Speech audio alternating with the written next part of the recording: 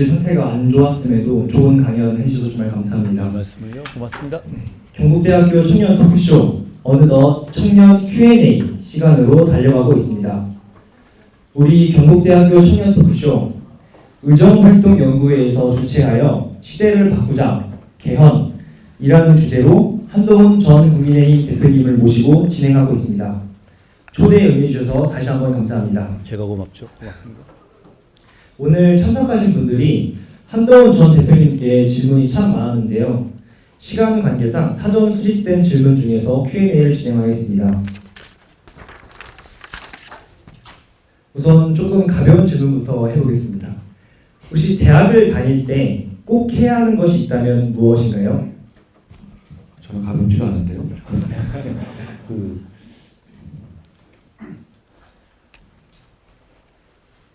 몇 학번이시죠? 저는 21학번입니다. 저는 92학번이거든요. 근데 제가 대학교를 다닐 때 있었던 나날들이라든가 그런 달달이 있었던 일들, 그때 제 친구들이랑 했던 얘기들이라든가 그때 분식집에서 먹었던 메뉴 이런 게 아직도 좀 기억이 나요. 제가 기억력이 좋아서 그런 게 아니라 그 이후에 제가 굉장히 바쁘게 살았어요. 몇십 년간. 근데 그때 일들은 그냥 기억이 잘 안 나요. 열심히 살지 않았던 게 아니거든요. 더 복잡하고 어떻게 보면 뭐 역사에 긁힐 정도의 일들에 관여하기도 했어요. 포레스트 검프처럼요. 여기저기 다 껴 있었거든요, 제가. 그런데 그 일들이 그렇게 대학에 있었을 때처럼, 대학 때나 그 이전, 그 어렸을 때처럼 기억이 나지가 않아요. 그러니까 저는 그 대학 다닐 때의 시간의 밀도가 확실히 다른 것 같아요. 그때는 살아왔던 총량 중에서 굉장히 큰 양이잖아요. 저는 지금 50이 좀 넘었으니까 지금은 보면 지금 하루하루가 지나가 버리면 솔직히 기억이 잘 안 나요. 그랬었나 이렇고 그만큼 중요하고 보석 같은 시기인 건 맞는 것 같아요. 저는 그러니까 제가 그때 뭘 했냐 안 했냐 이렇게 묻기는 그랬는데 아까 제가 사회자님하고 같이 있는데 우리 의원들 계실 때 이런 얘기를 했어요. 20대 때로 다시 돌아가고 싶냐라고 웃으면서 했는데 한지아 의원님 말고 나머지는 다 고개를 젓더라고요. 그때가 너무 좋긴 했는데 다 군대 가기 싫어서 그런 거였습니다. 어쨌든 그 인생에서 굉장히 중요한 시기. 근데 그때 취향이 좀 쌓이는 것 같아요. 저는 그때 들었던 음악 장르나 음악 취향을 아직도 들어요. 물론 그 이후에도 좋은 음악들이 계속 나오고 있어요. 그런데 딱 그 정도를 가지고 평생 계속 그 취향이 쌓이게 되더라고요. 그때 입었던 옷을 비슷하게도 지금 입는 것 같고 그때 비슷했던 어떤 방향들이 많이 남아있는 것 같아요. 근데 그 취향으로 평생을 사는 거니까 이것저것 많이 해보면 좋을 것 같아요. 할까 말까 고민되면 하지 말라는 사람도 있잖아요. 근데 학생일 때는 할까 말까 고민되면 해보는 게 좋지 않을까 생각이 듭니다. 저는 다시 돌아가고 싶네요. 다시 생각해보니까. 고맙습니다. 네, 답변 감사합니다. 이제부터는 좀 더 어려운 질문을 해보겠습니다. 한동훈 전 대표님께서는 공정과 정의를 강조해 오셨는데 청년들이 체감할 수 있는 공정한 기회는 어떻게 만들 수 있을까요? 공정한 기회라는 말이 참 공정이란 말이 정의하기가 어렵잖아요. 근데 그게 공정이란 말의 어떤 그 기준이 점점 낮아지는 것 같아서 조금 안타까운 면이 있어요. 예를 들어서 놀이동산 같은 데 갔을 때 돈을 좀 더 내면 패스트트랙 있잖아요. 이렇게 돈을 좀 더 내면 줄을 안 서고 옆으로 이렇게 갈 수 있는 거. 저는 그게 공정하다고 생각하지 않거든요. 그리고 제가 생각하면 이런 게 우리나라에서 가능하단 말이야 라고 저는 약간 반감이 들었어요. 예전에는 그랬죠. 무슨 돈으로 살 수 없는 건데 이거는. 그런데 점점 돈으로 살 수 있는 게 많아지고 있어요. 샌들이 말하듯이요. 그럼에도 불구하고 우리 청년들이 바라는 공정의 기준은 생각보다는 저는 좀 관대하다는 느낌을 오히려 더 받아요. 그런데 그만큼 우리가 그 정도도 지켜지지 않고 있다는 것에 대한 반증이겠죠. 정치하는 사람도 굉장히 부끄럽게 생각해요. 그 점을 지켜야 한다고 생각합니다. 그런데 그 공정에 제가 아까 이렇게 말씀드렸죠. 판을 바꿔야 된다고요. 청년들 입장에서. 그런 게 그런 거예요. 그 필리핀에서 차무식을 이길 수가 없다니까요. 지금 저를 비롯해서 차무식들이 쫙 있어요. 그런데 여기 들어와서 똑같은 포커판을 친다고 해서 어떻게 이기겠어요? 이게 공정합니까? 결과에서 공정하지 않을 거예요. 어느 정도 보정이 필요한 겁니다. 그런데 저는 여러분께 기회가 있다고 봐요. 지금 시대적인 판이 바뀌고 있거든요. AI 하지만 그걸 좀 많이 공부하시고 거기에 많이 집중해 보시는 게 좋겠다는 생각을 해요. 공정의 면에서. 왜냐하면 그건 차무식이 몰라요. 우리 같은 차무식들은 모른다고요. 그렇지만 세계는 그 위주로 돌아갈 것이고 거기서는 출발점이 여러분이 앞에 있을 겁니다. 그러니까 그런 기회를 지금 시대적 기회를 잡아야 한다는 말씀을 드리고요. 저는 공정의 문제를 제가 평생 그런 일을 해왔거든요. 공정하려면 굉장히 노력해야 되는 것 같아요. 국가적으로. 저는 의식적으로 강강약약하려고 노력합니다. 의식적으로요. 강한 사람한테 강하게, 약한 사람한테 약하게. 그게 그런데 약자가 무조건 옳다라는 얘기는 아니에요. 그거는 답이 뭐냐 하고는 강약은 관계가 없어요. 그러니까 그것까지 결부시키면 세상이 이상해집니다. 그런데 출발점이 다르고 그게 실질적인 결과에 많이 영향을 주기 때문에 정치를 하는 사람들 입장에서는 강강약약한다는 그런 스스로의 계속 어느 정도 보정을 계속 해줘야 된다고 봐요. 그 점이 근데 그게 노력하지 않으면 그렇게 잘 안 되거든요. 그 점을 정치가 노력해야 하고 그리고 어떤 면에서는 약자일 수 있어요. 청년에 진입하는 입장에서는 그걸 많이 요구하셔야 될 것 같아요. 요구하면 바뀝니다. 그리고 지금 세상에서는 그게 필요한 영역이 많이 있고 그 중에 가장 중요한 부분 중에 하나가 저는 청년이라고 생각해요. 그런 정치를 하고 싶습니다. 네, 답변 감사합니다. 강강약약. 그럼 저도 강한 질문 한번 해보겠습니다. 이런 질문도 있었는데요. 국민들이 다시 검사 대통령을 뽑을 거라고 생각하시나요? 저는 검사로 일할 때 강강약약했다고 생각해요. 열심히 일했습니다. 그런데 제가 틀린 결론 낸 것도 있을 거예요. 근데 저는 제가 다행스럽게 생각하고 제가 공직을 하거나 지금도 정치하면서 목표가 이거거든요. 내가 모든 답을 잘 낼 수는 없지만 나중에 돌아볼 때 틀린 답을 낸 경우라도 그게 내가 정의나 공정에 대한 의지가 없어서가 아니라 내가 실력이 부족하거나 무능해서다 라고 말할 수 있으면 저는 만족해요. 적어도 저는 그렇게 검사 생활을 했다고는 생각해요. 그렇지만 그건 제 옛날 직업일 뿐이죠.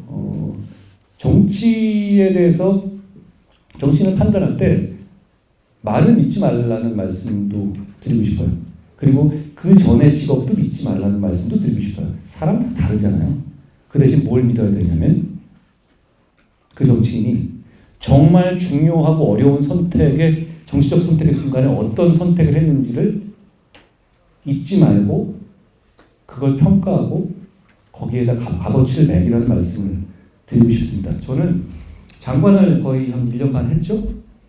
그리고 정치를 한 1년 넘게 하는데 굉장히 진하게 했잖아요. 제가 뭐 몇 번 쫓겨난 겁니다. 도대체. 그런데 그 과정에서 제가 정치를 보여드렸어요. 예를 들어서 우리 당이 속한 최고 권력자 대통령이 좀 잘못 가는 길을 간다고 생각하면 제가 손해보는 거 알면서도 그걸 바로잡으려고 노력했어요. 뭐 그 과정에서 제가 지금 어려움을 겪기도 하죠. 그리고 계엄이 났을 때 우리 대통령이 낸 계엄이었고 그 선택의 기로에서 그래도 저는 계엄을 저지해야 된다는 선택을 해서 행동했습니다. 결국은 그런 선택을 봐주셔야 될 것 같아요. 만약에 보통 검사 정치를 이미지를 얘기하면 이런 거 얘기하는 거 아니에요? 시키면 시키는 대로 하고 물난 거 물고 상명하복 이런 게 안 좋다고 하죠. 그리고 줄 세우기 하는 거 이런 거 안 좋다고 하는 거 아니에요? 그런데 저는 적어도 정치하면서 그 반대 지점에 있었다고 생각합니다. 시키면 시키는 대로 좋은 게 좋은데 우리 편만 생각했다면 제가 12월 3일 밤에 계엄을 막으려 앞장서지 않았을 겁니다. 그리고 줄 세우기를 하고 의원들이 그랬다면 제가 권한이 있을 때 저를 맹종하는 사람들로만 의원을 채울 수 있었겠죠. 만약에 그랬다면 제가 이렇게 쫓겨나지는 않았을 거예요. 저는 그런 면에서 정치인은 정치적인 어려운, 그러니까 좋을 때 말고 감언이설 말고 정말 어려운 선택을 할 때 그 정치인이 어떤 선택을 했었는지를 봐주셔야 속지 않는다라고 생각합니다.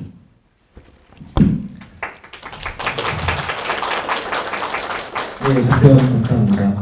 이번에는 앞 질문과 좀 연계할 수 있는 질문을 드릴까 합니다.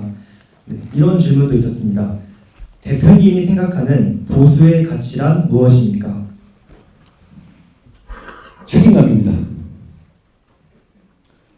나라를 생각하고 공동체를 생각하는 책임감. 단적으로 우리 진영이 배출한 대통령이 계엄을 했을 때 우리가 단기적으로 굉장히 어려움을 겪을 걸 알면서도 그걸 앞장서서 막는 책임감이라고 생각해요.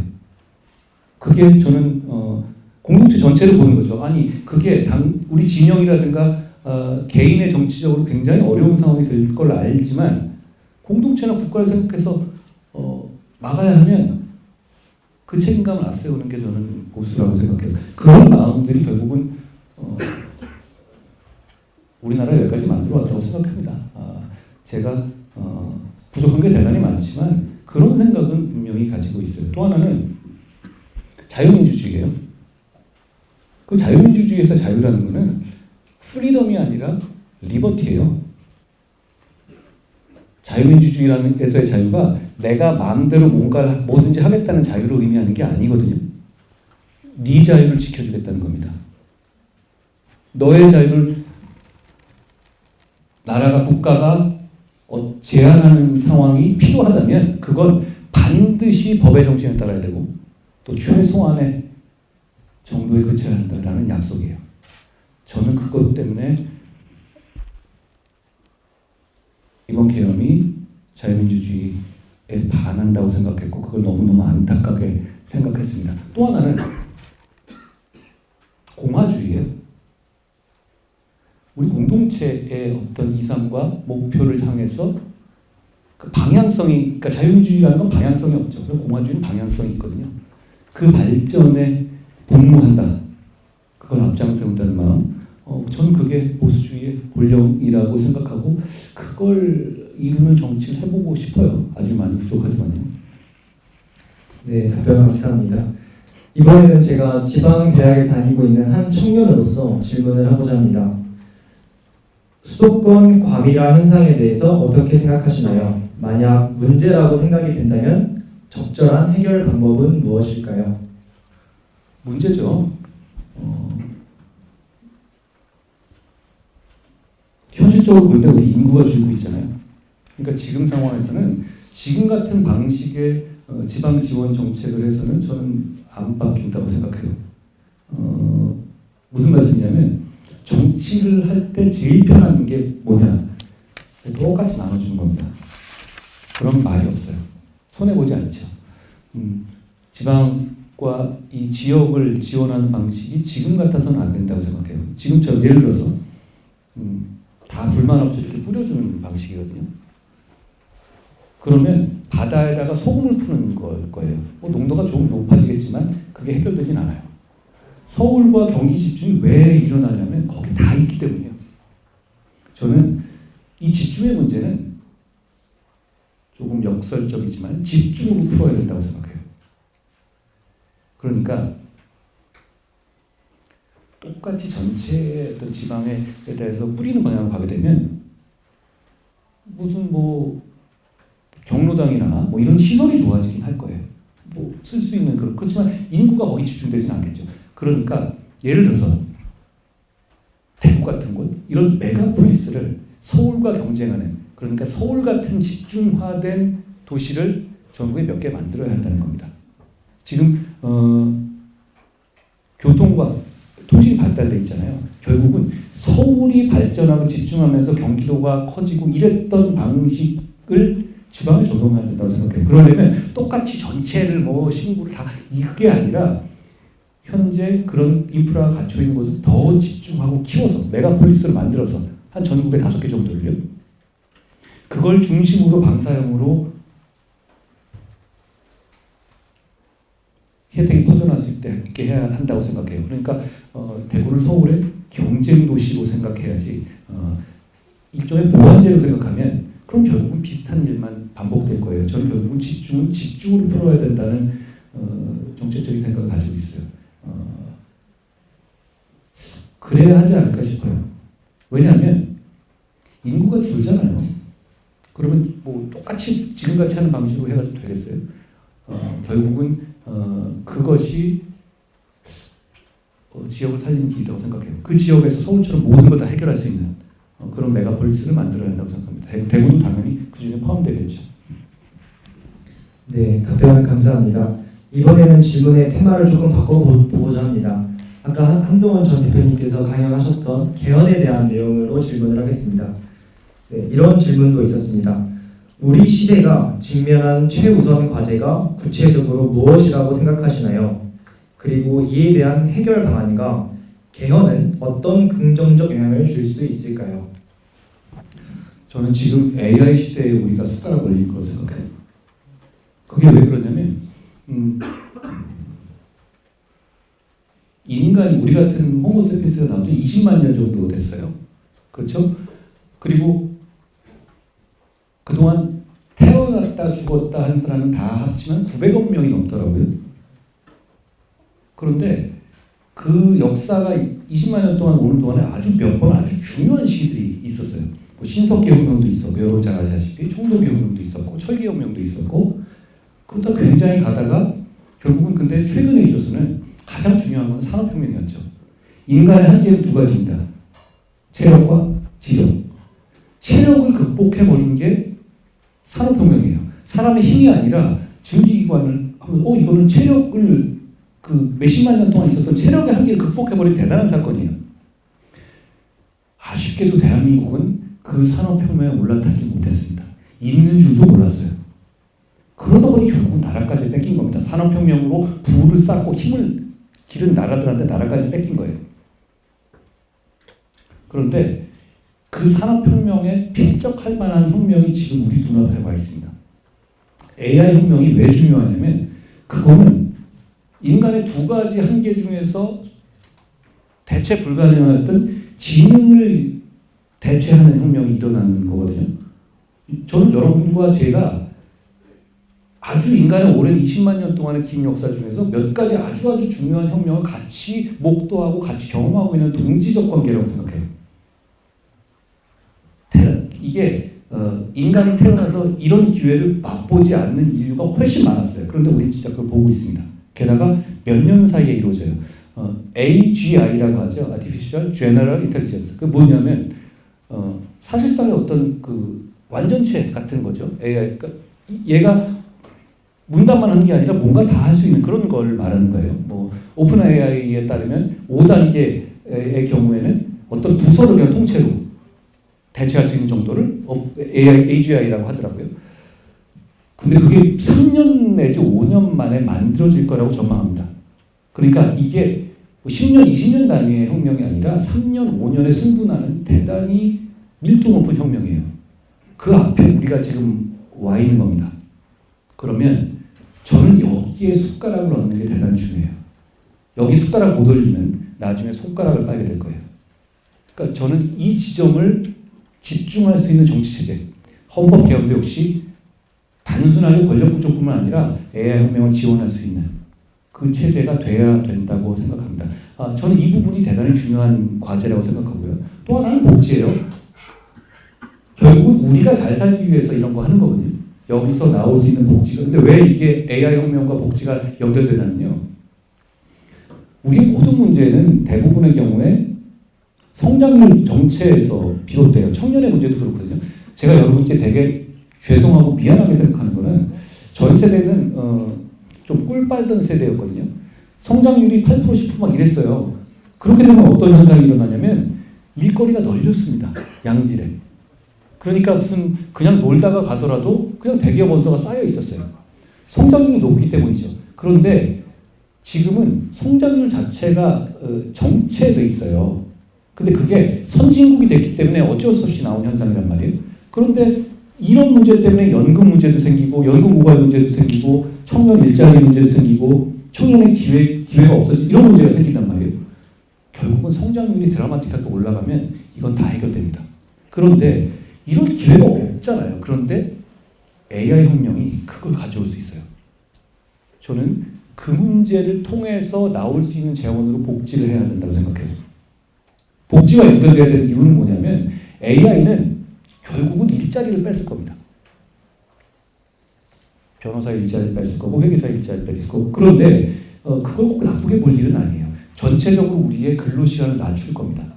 그러면 거기 나오는 혜택으로 뭘 해야 되냐면 모두를 위한 복지를 해야 되는 겁니다. 저는 결국 AI 성장은 복지랑 연결시키는 정책이 되고 성장과 복지를 선순환시켜야 되는 정책을 만들어야 한다는 걸 정책의 임무라고 봐요. 제가 이재명 대표의 복지 정책을 비판하는 이유는 이겁니다. 성장이 연계되지가 않아요. 그러니까 있는 거를 다 나눠가지고 20만 원만 나눠주죠. 그러면 그 다음에는 어떻게 하겠어요? 소진되는 복지거든요. 그게 아니라 성장과 복지의 선순환하는 어떤 그런 청사진이 필요한 겁니다. 저는 거기에 핵심에는 말씀드린 것 같은 AI 혁명이 있다라는 점 말씀드립니다. 그리고 다시 반복하지만 그건 청년에게 기회입니다. 기성세대는 여기에 대한 이해도가 낮아요. 그리고 이거는 아직 장악되지 않은 영역입니다.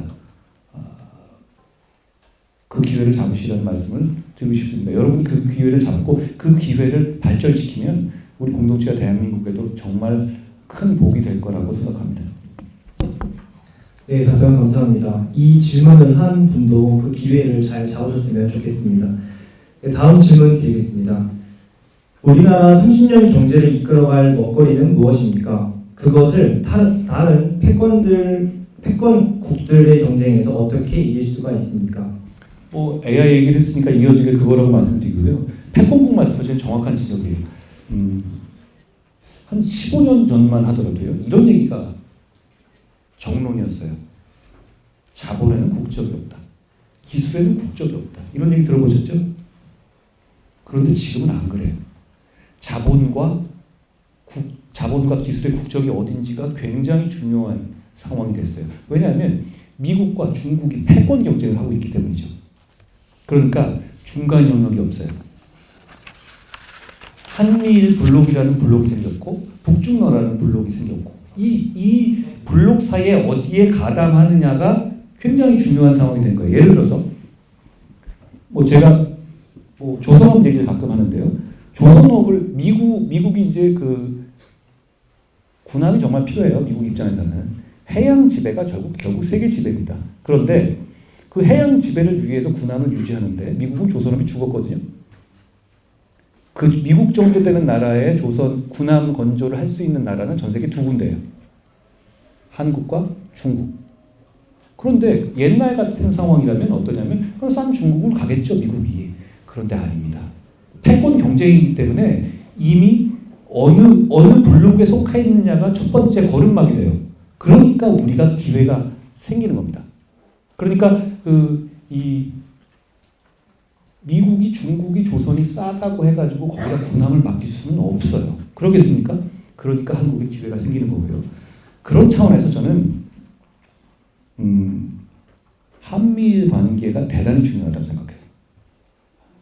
저는 어떤 반공의 이념이나 이념의 얘기를 바라는 게 아닙니다. 그런 것도 중요한 분들이 계시겠죠. 저는 그게 아니라 이게 결국 경제적인 패권 구도가 돼 있고 이 상황에서 우리는 어느 쪽에 가담해서 국익을 챙겨야 되고 국민의 이익을 챙겨야 되는 거잖아요.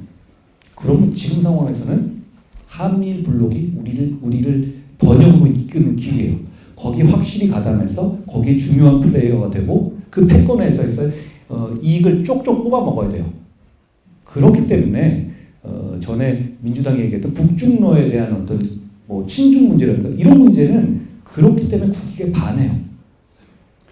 저는 그런 기술적인 패권 문제에 있어서 이 외교와 외교 정책에 대한 입장이 한미일 공조 강화여야 한다는 면을 다시 한번 강조드리고 싶어요. 좋은 질문이었습니다. 고맙습니다.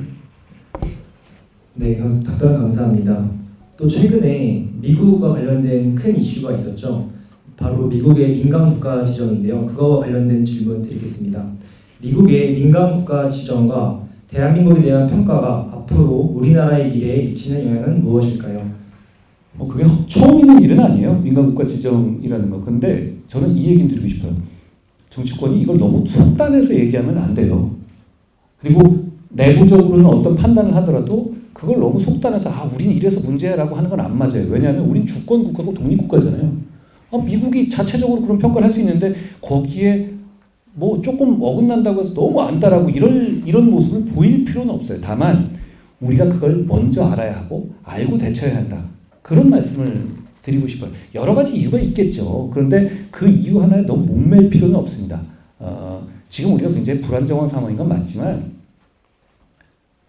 제가 아까 말씀드린 것 같은 그런 식으로 보면 우리가 중국과의 관계 그리고 거기에 대한 비교 우위 때문에 우리에게 카드가 있어요. 너무 걱정해야 할 필요 없습니다. 그리고 이제 사실 미국이 트럼프 행정부는 두 가지예요. 제가 보는 트럼프 행정부 첫째, 그냥 트럼프 행정부 입장에서 미국의 이익이 눈앞에 보이면 그냥 한다. 여기서 주저하지 않아요. 둘째, 중국에 대해서는 확실하게 견제한다. 이 두 가지예요. 이 두 가지를 이해하면 우리가 많은 것을 얻을 수 있다고 생각해요. 그리고 우리가 지금 계엄 이후에 정치 상황이 좀 어려웠잖아요. 지금도 좀 그렇지만 일종의 리더십 부재가 있었죠. 그게 또 지금 트럼프 행정부 초기의 상황에서는 이점으로 작용한 면도 있어요. 트럼프 행정부가 처음 들어와서 이랬죠. 주요 국가들을 하나하나 상대하면서 좀 때리고 다녔어요. 그렇죠? 캐나다니 멕시코니 뭐 이렇게 하면서 돌아다니면서 하고 있었죠. 그 과정에서 이제 좀 부작용이 생기니까 이제 이걸 접고 아이템 기준, 그러니까 자동차 관세, 뭐 철강 관세, 이거는 나라 기준이 아니라 아이템 기준이죠. 이건 좀 어느 정도 공평한 거거든요. 이걸 넘어간 단계예요. 그런데 우리는 첫 번째 단계, 나라별로 패는 거 여기서 빠졌어요. 여러 가지 이유가 있겠지만 우리가 반응할 만한 리더십을 제대로 갖추지 않았기 때문에 사실 우리를 선택할 수가 없었던 면도 있습니다. 사실 그러니까 지금 국제정세상 상황이 우리 지금 상황 때문에 너무너무 무조건 부정적이기만 하다 이렇게 볼 건 아닙니다. 저는 잘 대처할 수 있을 거라고 생각하고 정치권에서 이걸 너무 정쟁의 요소 대상으로 삼으면 안 된다고 생각해요. 우리 주권국가잖아요. 네, 답변 감사합니다. 남은 질문들이 정말 많은데 아쉽게도 시간 관계상 여기에서 마쳐야 할 것 그래요? 같습니다. 네, 한동훈 좀 더 하셔도. 오늘 어떠셨는지요? 뭐 굉장히 짧은 시간이었는데요. 대구에서 저를 이렇게 맞아주는 게 어렵다는 걸 제가 잘 압니다. 그렇기 때문에 경북대와 여러분께 정말 감사드립니다. 제가 여러 가지 정책 결단을 했잖아요. 거기에 대해서 뭐 그걸로 인해서 여러 가지 제가 어려움을 겪기도 하는데요. 정치가 참 어렵습니다. 그런데 정치가 정말 중요합니다. 그러니까 전 여러분께서 어떤 방식으로든 간에 정치를 해주셨으면 좋겠어요. 여러분과 같은 분들이 정치를 제대로 하면 나라가 바뀔 거라고 저는 생각합니다.